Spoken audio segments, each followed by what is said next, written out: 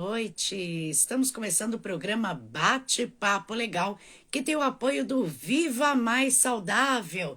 Hoje a entrevista é pelos espaços jurídicos com a advogada doutora Sandra Duarte e o tema de hoje é jogos online e seus perigos ocultos.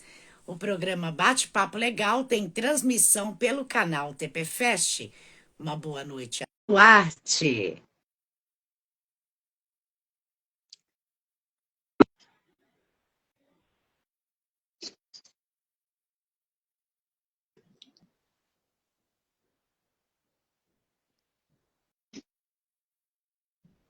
Boa noite, doutora. Boa noite, querida. Tudo bem? Como que a senhora está? Muito bem, e você, como está? Muito bem, graças a Deus. E hoje o tema é jogos online e seus perigos ocultos, é isso, né, doutora? Isso mesmo. Isso mesmo. E eu gostaria que a doutora se apresentasse para as pessoas que não a conhecem.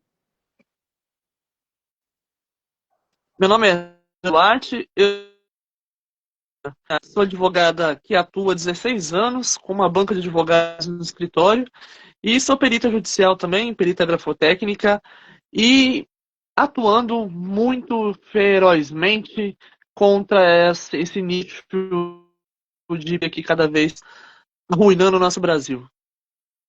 Com certeza, doutora. E quais são os perigos por trás dos jogos online?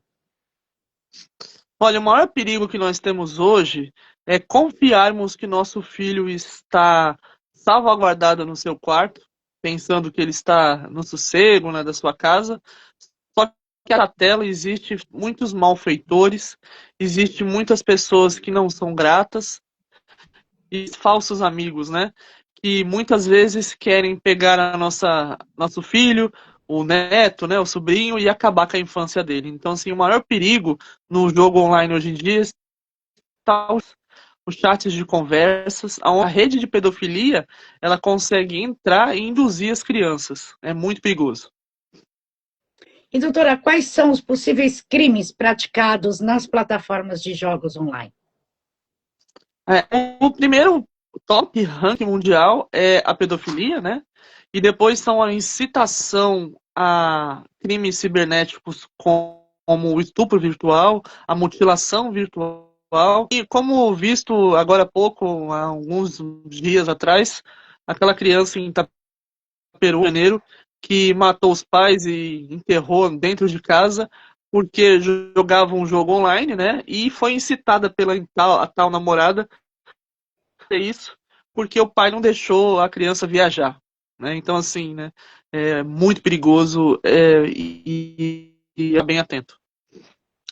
Doutora, a internet ela traz uma sensação de segurança para os pais de deixar os filhos dentro de casa.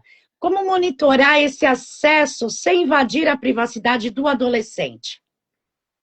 Nós temos muitos, como eu posso falar, aplicativos de para podermos usarmos dentro da plataforma, né, de precaução parental. E essa precaução tem que colocar dentro do celular da criança, ou senão alguns jogos que são usados no computadores têm que colocar um filtro tem a faixa etária específica para fazer esse jogo. E sempre olhar, é aquela coisa, eu não quero atacar a intimidade do meu filho, mas toda hora o pai e a mãe tem que olhar para ver quem está conversando, não tá, porque é muito perigoso hoje em dia. E a criança não tem a maturidade que nós já temos, e mesmo assim, nós mais velhos, né, caímos em golpe, quiçá as crianças. É porque dizem que invadir a privacidade dos filhos adolescentes também é considerado crime, né, doutora? Sim, por isso que a gente tem que colocar esses norteamentos parentais, né? É um adolescente, 13, 14 anos, mas a gente consegue também visualizar o que a criança está vendo, o que o adolescente está vendo, tomando um certo cuidado. Então, cabe o pai ele ser meio que um vigia, porque eu não estou atrapalhando a criança ver, o adolescente ver, mas nós temos que salvaguardar, porque do mesmo momento que atacar essa intimidade, também é perigoso nós deixarmos soltos sem ter que de ficar, fiscal. E quais os cuidados que se deve ter na plataforma, além de colocar esses programas para fiscalizar? A primeira coisa que nós temos que observar, e eu pontuo muito a isso, o inimigo mora ao lado. Então, quando eu falo ao lado, é dentro do celular, dentro do computador. O cuidado que você deve ter é importantíssimo verificar que tipo de jogo seu filho está vendo. Existem alguns 6 jogos pontuais, se vocês quiserem depois até posso falar, que são perigosíssimos para as crianças e adolescentes fazerem, porque o perigo é o chat. Caso ele acessa esse chat e ele consegue entrar em contato com aquele amiguinho, né? Ele pode estar sendo usurpado e levar a fazer vários tipos de atrocidades. E, doutora, o grooming, ele é um perigo silencioso que ameaça as crianças e os adolescentes também na internet. O que a legislação diz sobre isso, principalmente quando ela é praticada de forma internacional? Então, o problema é assim, até chegar ao ponto do criminoso, porque muitas plataformas são com seus IPs fora do Brasil, e muitas vezes em países que o Brasil não consegue abrangência, como Rússia, China, Coreia. Então, a mãe e o pai que viu está sendo prejudicado tem de ocorrência, né? Faça uma delegacia de crimes cibernéticos. Se na sua cidade não tiver uma delegacia de crimes cibernéticos, procura procurar um advogado que fica na área para que ele possa estar junto com ele, salvaguardando o que houve de problema neste caso, e para se salvaguardar também do pai e da mãe não ser culmina a pena por negligência dessa educação. Então é muito importante, quando descobrir algum ato lesivo para o seu filho, relatar à autoridade competente. Ok, doutora. E é possível processar a plataforma dos jogos quando o adolescente até omite a A idade? plataforma não. Não, a plataforma em si não. Infelizmente não, porque eles vão se incumbir em falar que a autorização foi dada pelos próprios. É o que eu falei. O IP inserido no local não é no Brasil e não é abrangente de ser pego. E como a vítima deve proceder através dos crimes realizados dentro das plataformas de jogos? Primeira coisa, o responsável vai junto com o menor denunciar isso numa delegacia de crimes. Não existindo essa delegacia de crimes virtuais, tem que ser registrado esse boletim de ocorrência. Notificar sempre o conselho tutelar para saber o que está acontecendo e ele está ajudando, e procurar um advogado de sua competência, um advogado de sua confiança para começar a ingressar com uma ação, o que for, né, o fato, se foi uma pedofilia, se foi um estupro virtual, um ato de violência, tem que tipificar diretamente o crime. E de que maneira pode se obter as provas sobre os abusos virtuais nos jogos online? Prints das telas no celular, e se for no computador, ele vai ser levado à perícia técnica, aonde será feita uma varredura no seu HD, fazendo essa varredura nesse HD, fazendo essa varredura em todos os locais que forem interessados o IP, será feito e atuado essas provas junto ao inquérito policial para que a polícia e todo o órgão competente do judiciário consiga ter o arcabouço junto com um advogado especialista na área. E, doutora, a gente pode falar que existe alguma influência positiva por trás dos jogos online? Sim, vários, sim. Todo o seu legado é uma coisa muito importante porque incita a criança a pensar, ter lógica, ter movimentação, a inteligência. Novamente, a criança ela não está com o seu córtex frontal ainda formado. A mãe e o pai têm que estar sempre visualizando, porque nenhum jogo ali é feito para matar, nenhum jogo ali é feito com o intuito de eu vou fazer a criança ser um assassino. Não, não é isso. O problema é que o ser humano, quando entra na história, prejudica. E aí é onde dá o problema. Verdade, doutora. E quando se deve procurar a orientação jurídica para tratar sobre crimes de jogos online? Primeira coisa, você viu que seu filho começou a ter um comportamento inadequado, começou a ser muito agressivo, ele mudou o comportamento. Você conhece seu filho, você conhece sua prole, e você viu que esse comportamento está estranho, está acontecendo alguma coisa estranha. Primeiro você tem que conversar bastante com ele, você tem que ser amigo, filho. E no primeiro momento que você sentir qualquer dúvida, noticiar a polícia para que a polícia pegue e faça uma varredura, porque é importante pecar pelo excesso e pelo zelo do que depois chorar em cima de um caixão. Com certeza, doutora. E a gente vai para o quadro Perguntas e Respostas dos internautas. Eu vou começar com a primeira pergunta que foi enviada pelas redes sociais. Quem estiver acompanhando a live e quiser mandar a sua pergunta, pode mandar a sua pergunta. A gente teve a pergunta da abençoada, que ela pergunta: quero saber sobre quais jogos são perigosos. Posso falar, Rita? Pode. Posso falar? Nós temos os jogos Roblox, nós temos Minecraft, nós temos o Call of Duty, Fortnite. Eles são jogos muito perigosos, porque dentro deles é onde atinge mais a rede da pedofilia. É incrível como eles conseguem entrar naquele chat e fazer, se passar por crianças e, na verdade, aviltar todas essas crianças e acabar com aquela ingenuidade e acabar com uma vida. É triste, muito triste. Nós temos muitos crimes, tanto de pedofilia quanto de aliciamento também por dentro desses Muito. chats, né, doutora? Esses é o grande perigo e aonde até a Polícia Civil também fica mais atenta e vai atrás mesmo para tentar descobrir, né, doutora? Muito. O pior tem muitas mães que colocam o celular para o filho porque tem que trabalhar, tem que cuidar dos afazeres de casa. A gente sabe que está muito difícil e a gente tem que ter trabalhar, não tem jeito. Coloca para ver uns jogos que parecem inofensivos, né? Igual tubarão de sapato. Zé, cantor, a bailarina Cappuccino. Esses jogos, eles ensinam a criança a ser agressiva. Ensinam a criança a querer ter ódio. Então, assim, até falei no meu Instagram outro dia sobre isso.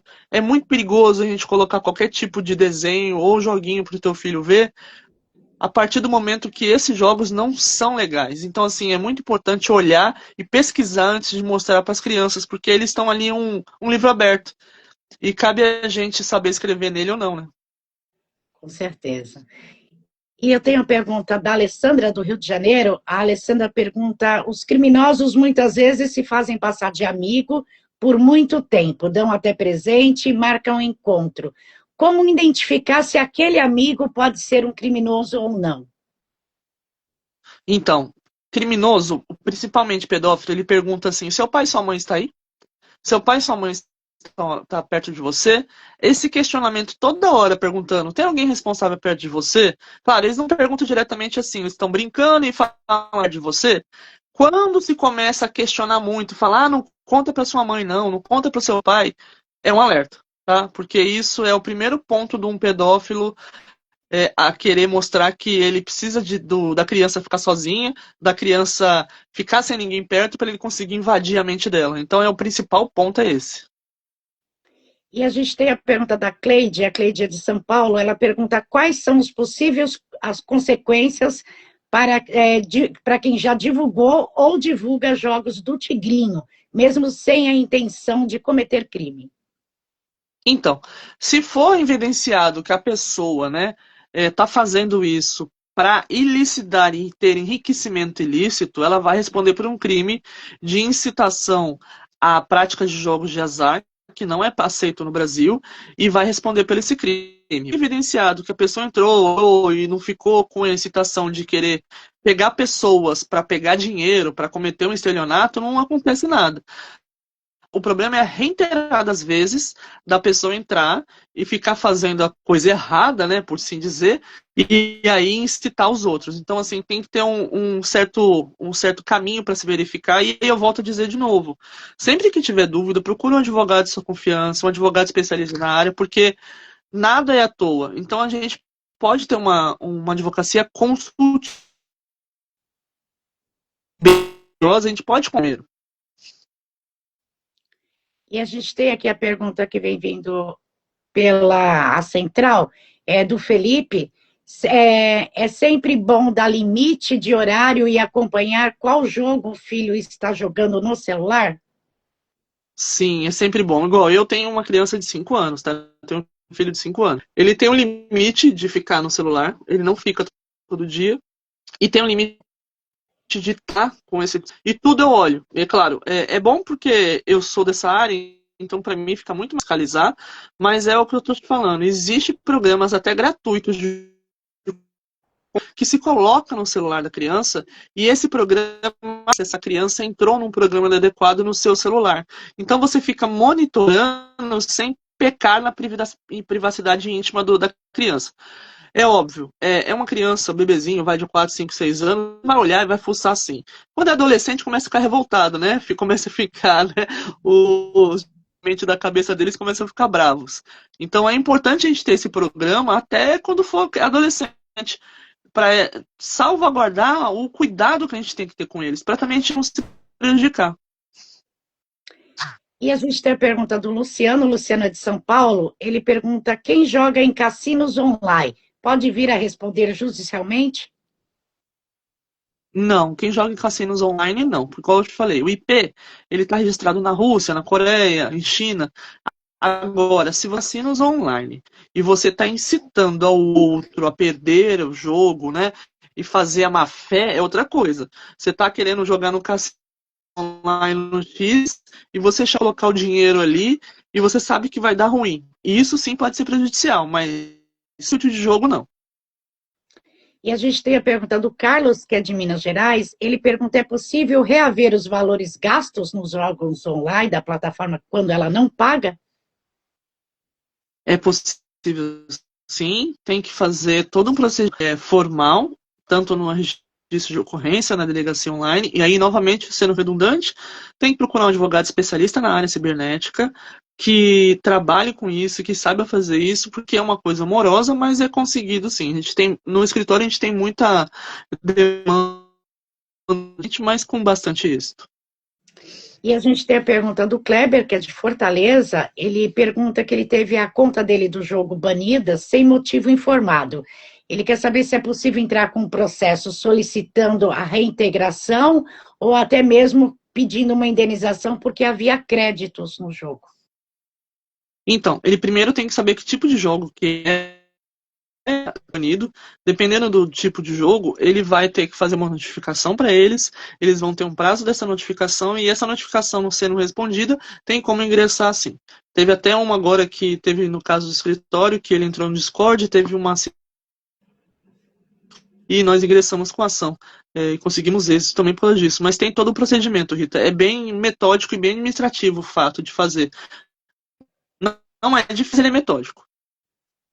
E a gente tem a última pergunta, que é da Márcia, de São Paulo.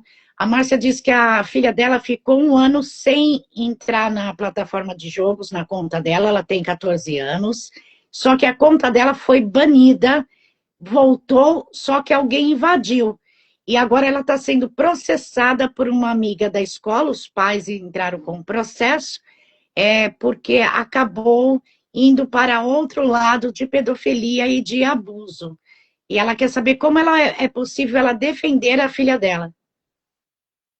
Então, esse celular ou esse computador, ele tem que ser periciado pela polícia, tá? E tem que ser levado todo da parte inquérito para ser verificado os fatos que ocorreram. Novamente, sendo redundante, você pode até brigar comigo. Tem que ter um advogado especialista.